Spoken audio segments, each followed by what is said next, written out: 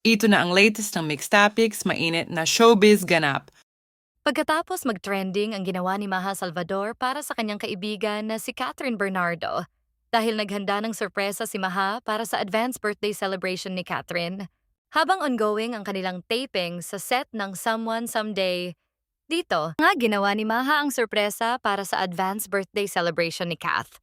Suportado naman ito ng mga casts ng Someone Someday, katulad nila James Reid, Dimples Romana, Rita Avila, McCoy De Leon at marami pang iba. Ikinagulat nga ito ng Asia superstar at hindi niya napansin ang paghahandang ito ni Maha, tuwang-tuwa at hindi mapagsidlan ang saya sa kanyang mukha habang kinakantahan siya ng happy birthday. Happy naman siya sa ginawa ng kaibigan, may mga flowers, food, at nag-blow din siya ng kanyang cake habang nagwi-wish ito. Pagkatapos ng sorpresa at birthday wish ni Kath ay nagtsibugan na nga ang buong crew ng Someone sa Umeday. Tawanan, asaran, at masaya lang ang lahat para kay Catherine. Bakas ang tuwa at kaligayahan ng Asia superstar dahil ramdam na ramdam niya na maraming nagmamahal sa kanya. Ayon sa mga netizens, makikita din ang pagka-blooming ngayon ni Catherine dahil meron na siyang special someone na nagpapasaya sa kanya ngayon.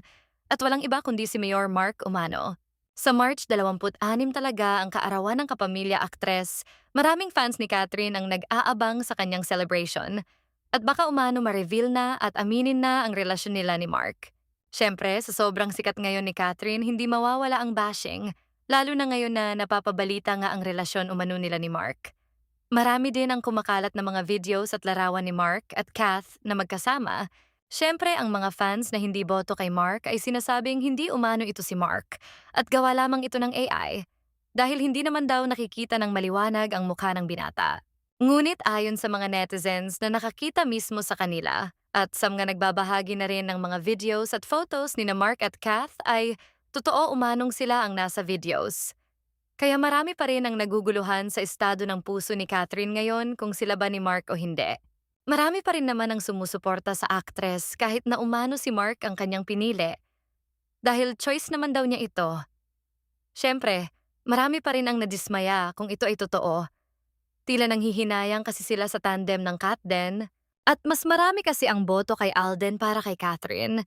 Ngunit tila malabong mangyari iyon dahil kung totoo man na magkasintahan na si Mark at Kath ay huli na umano si Alden. Bagay na bagay pa naman umano ang Kathden. Ngunit wala umano magagawa ang mga tao kung si Mark ang gusto ni Catherine.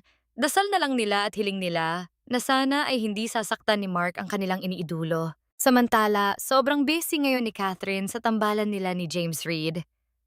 Sobrang focus dito ang actress dahil gusto niyang ibigay ang makakaya niya sa aktingan para sa kanyang mahal na mga tagahanga.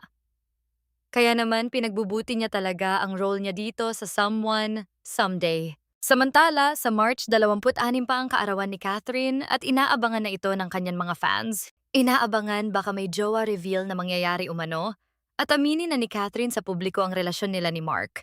Ito lang ang inaabangan ng mga netizens dahil ang kanyang ex-boyfriend na si Daniel Padilla ay layag na layag nga ang relasyon nila ni Kayla Estrada. Kaya naman nagtataka ang mga fans at netizens na bakit umano hindi masabi ni Catherine ang relasyon nila ni Mark. Let's wish Catherine a happy birthday na lang and wish her the happiness and love that she deserve.